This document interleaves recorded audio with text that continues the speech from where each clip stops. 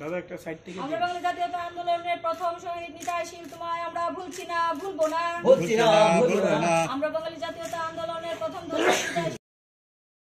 বাঙালি ঐক্য জিন্দাবাদ, জিন্দাবাদ জিন্দাবাদ। শহীদের রক্ত হবে না কো ব্যর্থ, দধিচিদের রক্ত হবে না কো ব্যর্থ। দধিচির রক্ত নিতাই শীল আমরা তোমায় ভুলছি না, ভুলবো না। ভুলছি না, ভুলবো না। নিতাই শীল আমরা তোমায় ভুলছি না, ভুলবো না। দুনিয়ার বাঙালি এক হও, দুনিয়ার বাঙালি এক হও। আমরা বাঙালি জিন্দাবাদ, আমরা বাঙালি জিন্দাবাদ। আমরা বাঙালি।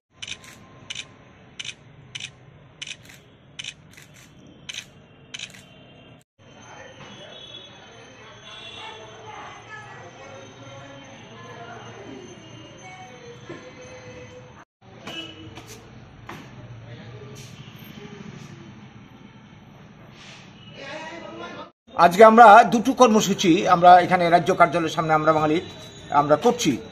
একটা হচ্ছে 1979 সালে আমরা বাঙালি আন্দোলনের প্রথম দধিচি শহীদ নিতাই শীলের আত্মত্যাগের স্মরণসভা। আজকের এই অনুষ্ঠানের মধ্য দিয়ে আমরা তার বিদেহী আত্মার সদ্গতি কামনা করছি।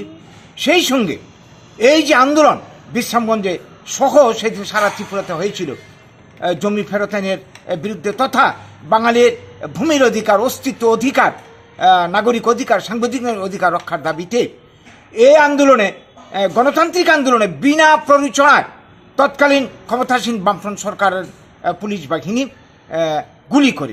গুলি বর্ষণ করে তাকে নিহত করে এবং আমাদের আরও অন্যান্য কর্মীদের উপর পুলিশি লাঠিচার্জ অত্যাচার সারা ত্রিপুরাতে সেদিন হয়েছিল।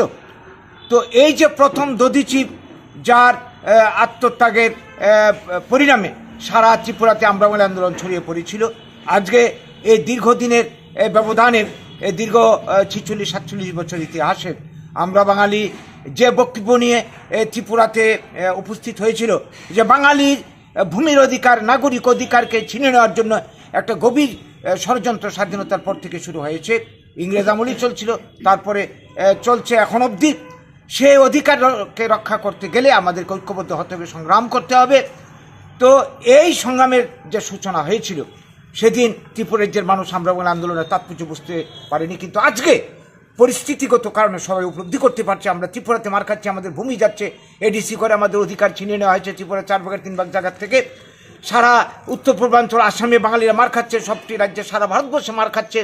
আজকে বাঙালিকে বিদেশি বলে তাড়িয়ে দেওয়ার জন্য অসম চুক্তি পাশ হয়েছে, ত্রিপুরাতে টিএনবি চুক্তি হয়েছে, এডিসি হয়েছে এবং আইন পাশ হয়েছে যে ভারতবর্ষ থেকে বাঙালিকে উৎখাত করার জন্য। এই কিছুদিন আগে সুপ্রিম কোর্টে একটা রায় বেরিয়েছে 71-এর 25শে মার্চের পর যদি কোনো বাঙালি ত্রিপুরা উত্তর পূর্ব ভারতে এসে থাকে তাদের হিসাবে প্রায় 2 কোটি বর্তমান সরকারের যেটা হিসাব স্বরাষ্ট্রমন্ত্রীর বক্তব্য তাদেরকে ভারত ছাড়া করা হবে।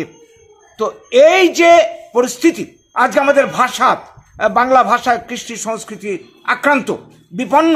আমরা অনেক আন্দোলনের ফলে ধ্রুপদী ভাষায় স্বীকৃতি আদায় করেছি, কিন্তু আমাদের যে ভূমির অধিকার, সাংবিধানিক অধিকার আমরা এখনো অর্জন করতে পারিনি, অধিকার রক্ষা করতে পারিনি।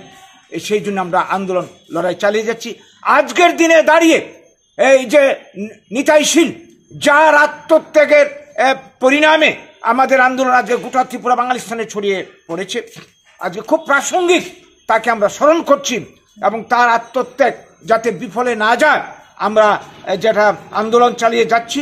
আমরা এই রাজ্যবাসী, এই ভারতবাসী, বাঙালি অংশের মানুষ বিশেষ করে যারা রয়েছে স্বাধীনতার বলি, দেশভাগের বলি, তাদেরকে আহ্বান করব যে স্বাধীনতা সংগ্রামীদের আত্মত্যাগ, তাদের যে স্বপ্ন আদর্শ যদি বাস্তবায়ন করতে হয় তাহলে আমরা বাঙালি যেটা করতে চাইছে সেইটাকেই বাস্তবায়ন করতে হবে এবং এর জন্য অগ্রণী সৈনিক আমাদের নিতাই শীল। যেমন আমরা স্বাধীনতা আন্দোলনে ক্ষুদিরামকে পেয়েছিলাম, ঠিক তেমনি তো আজকের দিনে দাঁড়িয়ে তাকে সংকেত, তার সঙ্গে পাশাপাশি আজকের দিনে আরেকটি ইস্যু আমাদের রয়েছে। আপনারা জানেন গত 3 দিন আগে এই শীতকালীন অধিবেশনে ত্রিপুরাতে যেখানে বেকারদের চাকরি নেই, কর্মচারীদের বেতন ভাতা ইনক্রিমেন্ট যেটা করে কেন্দ্রীয় বেতন ভাতা দেওয়ার কথা ছিল দেয়নি, বছরে 50,000 চাকরি মিস করে চাকরি দেয়নি।